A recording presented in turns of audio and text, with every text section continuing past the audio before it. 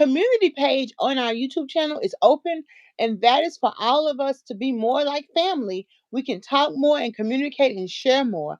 So on Thursdays, we are always graced with the presence of our special guest.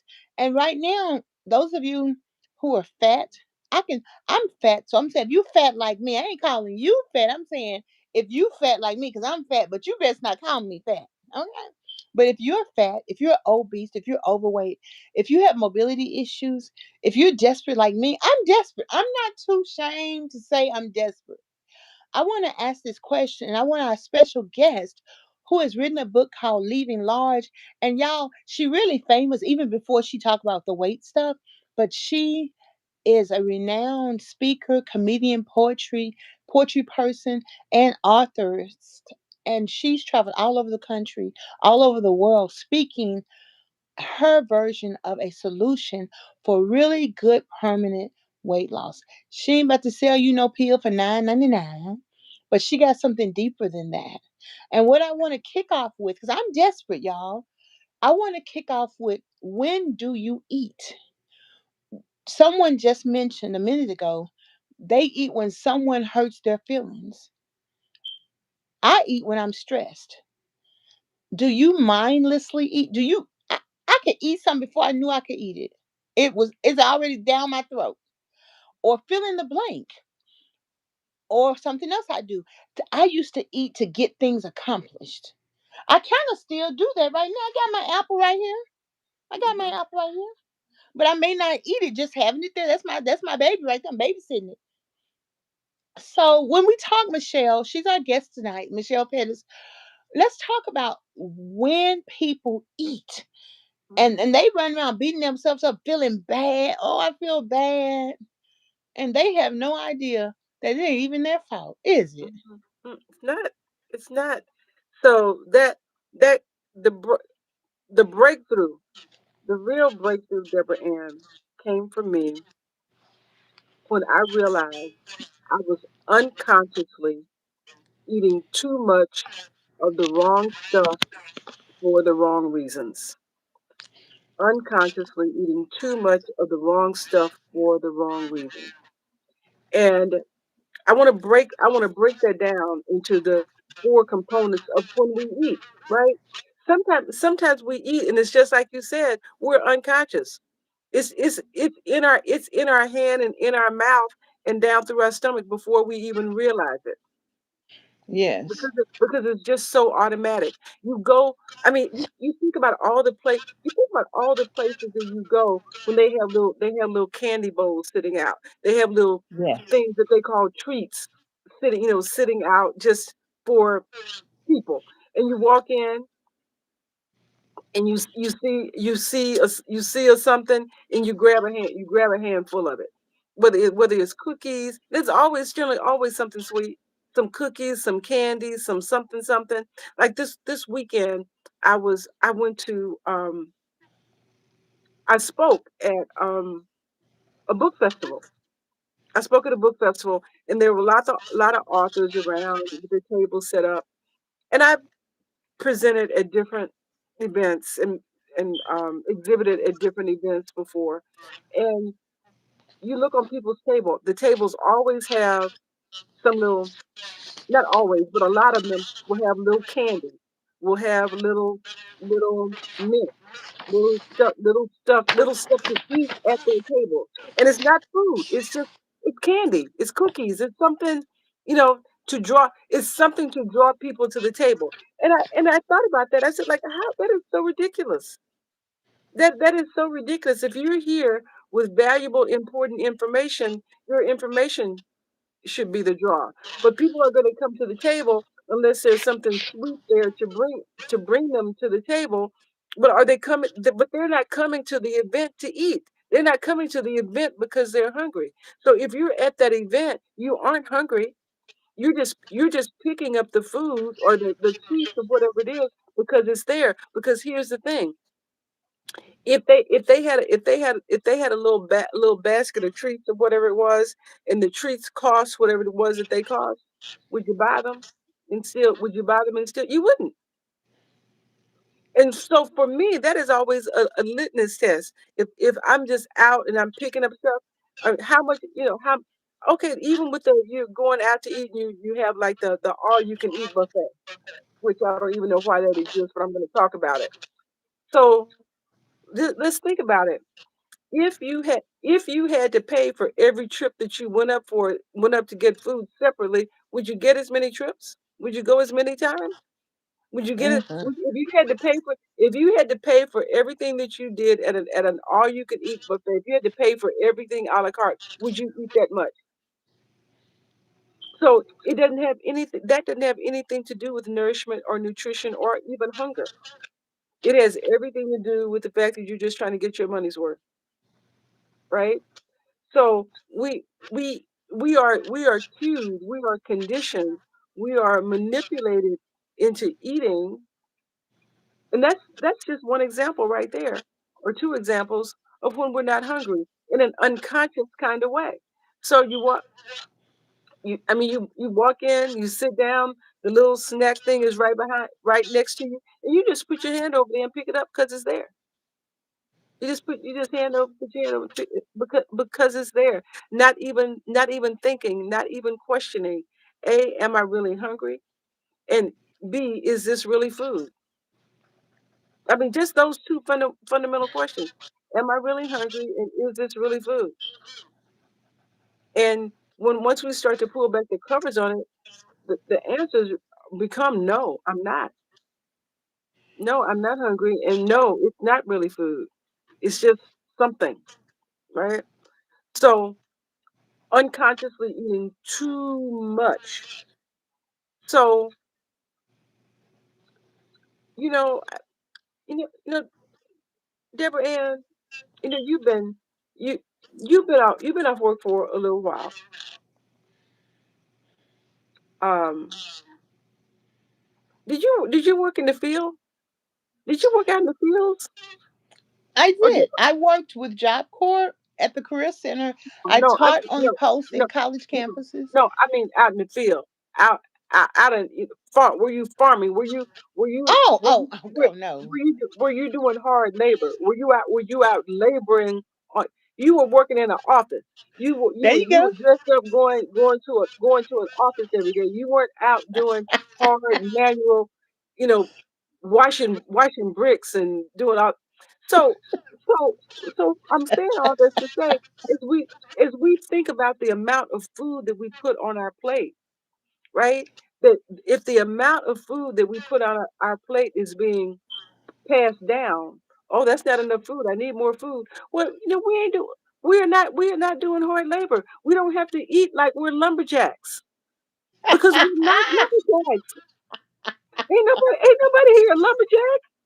Well, And so we got a big heaping plate of food, like like right. So it's the amount, and the when we don't pay attention, right? When we don't pay attention to the portion sizes, it is so easy. It is so easy for it to add up, for us not to think, oh, let's go to that restaurant. They're really good. Why? Well, they give you big portions, right?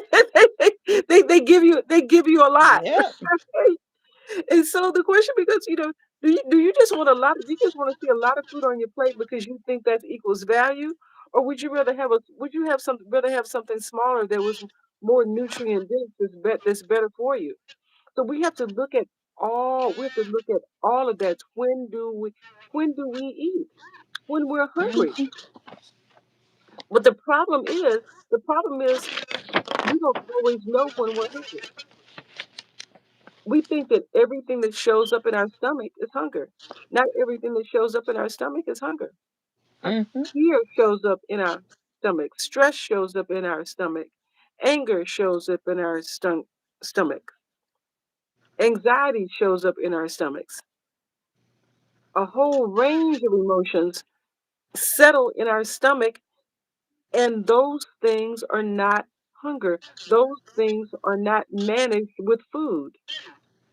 We feel those things that show up in our stomach because we think they're hunger, We eat, but those things, those needs go unmet because food will not address them.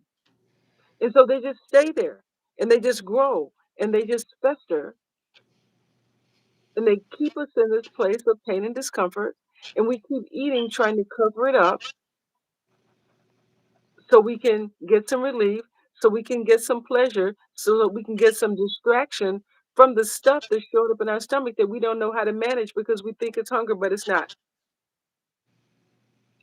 So when do we eat? We have it is it is a skill. It is something to learn to be able to know the difference between hunger and the desire to eat. I mean, it's not your fault that you don't know how to do it because we live in this culture that doesn't want us to know how to do it. They just want us to buy stuff and eat it mindlessly. They just want us to buy it and eat it mindlessly. I want you to I want think about it. Think about especially the snack food, the processed food, the junk food. You know, I went where was I? I was over I went someplace. Where'd I go? I think it was a grocery store, and I'm over in the food aisle, and I'm looking at the little packages, and they have like a little package of yogurt covered pretzels, I think, and it was two servings in the package, and that package was 500 calories, 400 or 500 calories. A little package of yogurt covered pretzels. It might have been 10 ounces, and I turned on the back of the package, and the first or second ingredient was sugar. But Hmm. but what happens is you get tricked into thinking you just look at the package and it says yogurt. It just says yogurt. And you think, oh, yogurt's healthy, I'm gonna get that. All right. Oh, pretzels. Oh, and the pretzel people have done a very fine job of pushing it and promoting it as a healthy snack. Oh, yogurt pretzels, that's healthy. And then you look at the package and it's 400 calories and the prominent ingredient is sugar, right? Hmm. And it doesn't solve the problem that you're buying it to solve, which is hunger. And you're eating it for some reason.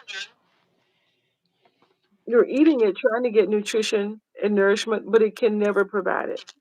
So Okay. the unconsciously eating too much of the wrong thing for the wrong reasons. When we start to eat for reasons of health, when we start to eat to save our lives, when we start to eat to honor our bodies, when we start to eat for those reasons, then our choices will change. Then we'll have different conversations. But it's when, when do we eat just because somebody brings you some food? Oh, I made this for you. I think about it all the time. Pretty The much. I think about all the time when I just ate because somebody made something and brought it to me. I was so grateful of their thoughtfulness, and I felt like I had to eat it and eat it all then and let them see me enjoy it and show them how much I appreciated them. I would cook a cake before work and bring it to the office, and everybody came in and got them a piece in the morning. Yeah, yes, absolutely, Ab- absolutely. So it's that. When do we eat? Just just because someone thought about us, just because someone Yes. that we love that loves us made it, right? When do we eat? And we don't always know when we're hungry. When do you eat? When I'm hungry. How do you know it's hunger? So I mean, those are I eat when Wait I'm and hungry. see. I eat when I'm hungry. How do I know I'm hungry? I eat when I'm hungry. How do I know when I'm hungry? And that is the work. That is being conscious because the reality is we cannot transform unless we are aware. Awareness and consciousness are the first step to transformation. And y'all, we have to transform how we manage food. We have to transform our food management skills because we aren't set up. We haven't been taught how to recognize what real food is and what real hunger feels like. I mean, that's really it. We haven't been taught to recognize what real hunger looks like and what real food looks like, and to eat in response to it. Hunger is not the problem. It's what we do when we're hungry or when we think we're hungry. We don't give our bodies nutritious, nourishing food, and it Yes. becomes a cycle. Go ahead. What I do is my coach. Now, if you're smaller, like I'm gonna have to lose 300 over 300 pounds. So for me, literally to feel hunger, I have to not eat for a day and a half, then eat like every 12 hours so I physically feel hunger. So Mhm. my coach typically gives me a based on what it is I want to eat, whatever protein, he'll tell me like, there's a list how many ounces of protein, a cup of carbs, a cup of vegetables. And then after that, just eating that, I realize when I get sleepy, like I'm literally falling asleep at the wheel trying to get somewhere to sit down. I'm hungry. I need something to eat. But this is where you have to learn to trust yourself, and yourself is going to teach you. One time I had a pain right here. I called the doctor. I said, It's something wrong with me. I'm hurting right here." Well, when you get hungry, your hypothalamus signals to release the acid, and it comes up through your esophagus. And I ate a carrot, and then that pain went away. I was like, "Oh, that's what hunger was." And so Mhm. now what I do is I told my coach I'll not eat a whole lot of lunch. I'm gonna eat lunch and dinner sminner. I'm gonna eat between dinner time and lunchtime. Like I'm just gonna eat one meal in the evening, and I'm gonna break up my breakfast between breakfast, workout, then the rest of it because I need to make sure I get the protein. So everybody's journey is gonna be different, and you get to have a discovery to see what your body wants to do. But as Mhm. long as I'm feeding my body real food that's not processed, it's going to help me to think, to make good decisions. And Absolutely. then when I'm not sure, I can just wait and stay hydrated. Mhm. I That's can wait. exactly right. And the scale helps me with that too. Because the Absolutely. scale goes down or it goes up if I eat away from home. And I'm like, okay, you ate away from home and they probably had whatever they put in it. But at home, we don't put all that stuff in food, and it just nourishes our body and helps us to release the weight as it needs to. Mhm. That's exactly right. That's exactly right. So I heard tell you wrote some book. I guess you done wrote this book for people who are desperate, who've been out there, them white women who put that taking their bras off, and the black strong black women. Lord have mercy. And the men too, your strong black men. But y'all been living large. So tell us about this book, and tell us about how you can help us with this class you Okay. call yourself Okay. teaching. Okay. Yes. Yes. Yes. Thank you for bringing up my book. So Deborah, and it's interesting. My book is Leaving Large: The Stories of a Food Addict, and if you're interested in checking it out, you can just go to leavinglarge.com. Well, it's And in the description. Your whole thing is in the okay. description. Okay. Well, you can get a free chapter. If somebody wants to check it out, I'll send them a free chapter. They can see if it resonates with them. But the book is of the stories that helped me overcome 40 years of food addiction and obesity. And I wrote the book. I wrote the book for myself because I teach writing for healing. Because obesity, food addiction is a disease, and we can heal our way out of it by using writing as a tool. And my book is evidence. My book is evidence of that. And you pick it up, you'll see yourself in it. You'll Oh see yeah. yourself in it, and you will also see that it's possible. That it's possible for you to reclaim your life and your brain. And when you reclaim your thoughts, reclaim your brain, your body follows. Your body has to follow, and then you can reclaim your life. Because that's the big hoax, Deborah Ann. The big hoax is that they try to keep us really focused on behavior, right? What can I eat? How much of it can I have? Those things are important. But more important than those things is your thoughts. Because once you control your thoughts, once you control the consciousness, once you control the awareness, once you control how you address the reasons and correct that and cure that and heal that, then your body has to follow. So that's what that book is all about. That book is about seeing that work in action. So you're interested in the book, please get it. In addition to the book, I have a free ebook. The ebook is free. It's called Mind Over Meals. And what that ebook does, it allows you, I mean, the book is inspirational, right? The book is just the first step. When you go, oh my God, she did it, I can do it too. 40 pounds, excuse me, 40 years, 700 pounds. What a story. I'm so inspired. But now, what do I do? What steps do I actually take?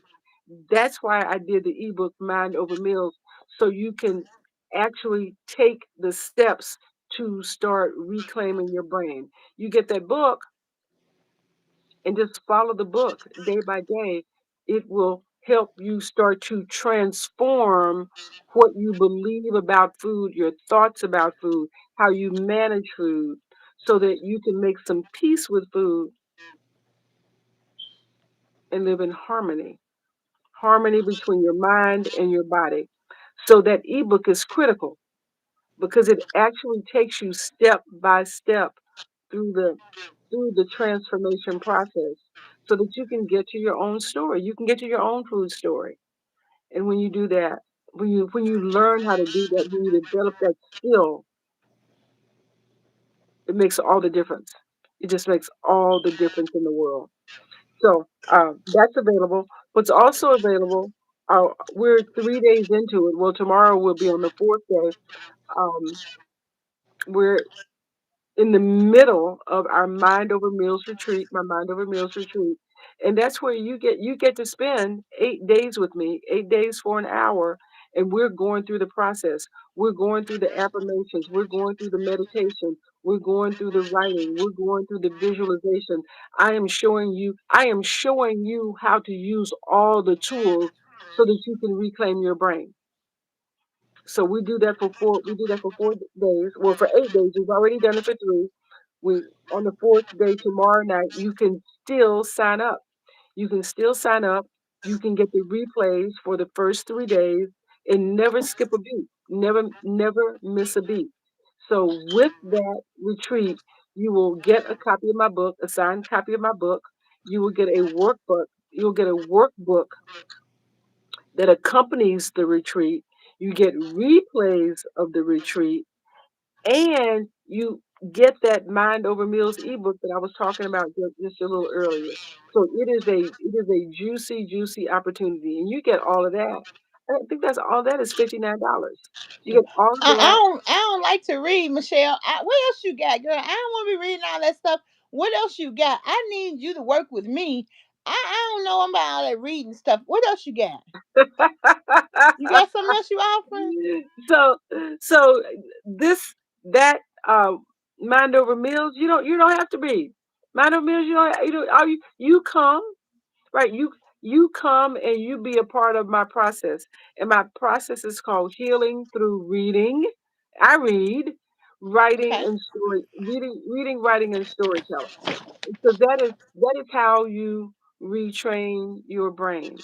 So that's what this is all. And we start with the thing that you like doing. If you like to talk, you can come on in and talk. Come on in and share. Right? If you like to Okay. write, right? You like come on, come on Well, you in, just have to come on give in me and write. what to say. I don't know what to say. What you got to help me to know what to That say? that's okay. We got you. We got you. So the thing that's so beautiful about this group is that we start with you wherever you are. If you want to come in and you don't want to put your camera on, you don't have to put your camera on. If you want to come in, you want to put your camera on, you can. If you come in and you want to share, you can share. If you're at a place where you just need to soak up the energy and not share, you can do that too. I need So more it, personal attention. it Do you just have anything else that's more one on one? absolutely, absolutely, you can. I will work with you one on one. So if you want to work with me one on one, just email me. Just Okay. email me. It's Michelle@MichellePettis.com. Michelle@MichellePettis.com. Yeah, it's your Um, information is in the description. yeah, Okay. you get on my schedule, and Okay. I have what is called a personal visualization consultation. That's what I'm And talking about. Give me what to say. I don't know what a to do. personal visualization consultation. And what Okay. happens is that, I spend an hour with you and we talk about what your challenges are, right? That's what I need. Maybe it's stress, maybe it's anxiety, maybe it's frustration, maybe it's betrayal. I don't know what it is, right? Hmm. Maybe it's eating with your friends. Maybe it's that. Maybe it's nighttime cravings. Maybe it's weekends. Maybe it's not knowing what to do with the work. I don't know what it is. Everybody's got a different thing. But I spend an hour with you on this personalized visualization consultation, and we get to what your challenges are. And as a result of us uncovering what your challenges are, I create a visualization that is just for you, That's what I need. that is specific to you. Yes. And Thank you. That's what I then need. you can take that visualization, which will also include some affirmations, and you can listen to that visualization. It's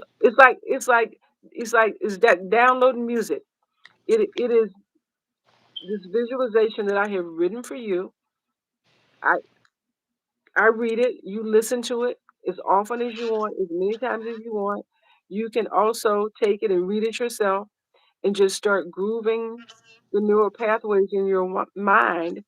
And the visualization is you managing and overcoming this thing that is a challenge for you. So you have to see it, you have to hear it, you have to believe it in order to achieve it, to do it. And that's what the visualization does for you, That's right? wonderful. That's Now that's that's what you I'm do. gonna be beating myself up until I email you and until I get that appointment. And so before you leave, everybody told me it's my fault. So it's my fault that I'm big. It's my fault that I'm overweight. It's my Yeah, fault. yeah, So I don't know yeah. what to say. So here's what I will say. Um, you can stop thinking that because it's not the truth. It is we this culture sets us up to feel like that. And here's how I want to tell you one reason I just really want you to know that it's not your fault. We, it, for the most part, everything that we know about what we eat is information that has been created by the people that want to sell it. They want to sell it to us in bigger portions and more often. So they make it attractive. They tell us that they want us to know about it, and they sell it to us deceptively, and we don't get the truth. And what they don't tell you is that sugar is in most everything. It is in ketchup, it is in nuts, it is in places that it does not need to be, and it is, depending on which research you look at, more addictive than cocaine. It lights up the Mm. same pleasure centers in your brain as drugs. That's what processed food does. It does the same thing to your brain as drugs. And so Wow. you're addicted and you don't even know it by this poisonous stuff that has the sugar, that has the additives, and the way they formulate it to make it so you cannot resist it. They tell Okay. you, I bet you can't eat just one. Okay. They tell you that we're gonna make this so good that you're gonna keep coming back for more. We're gonna make this so good Okay. that you can't resist it. It's irresistibly delicious, right? They tell Okay, you. I sure appreciate that, Michelle. Thank you. Your information is in the description. Look in the description. If you're desperate like I am, sign up, get the book, get the class, join in, get one of her offerings so that she can begin to help you. I was desperate over a year and a half ago. I've lost 170 pounds with Michelle and counting, a total of 246.2 pounds.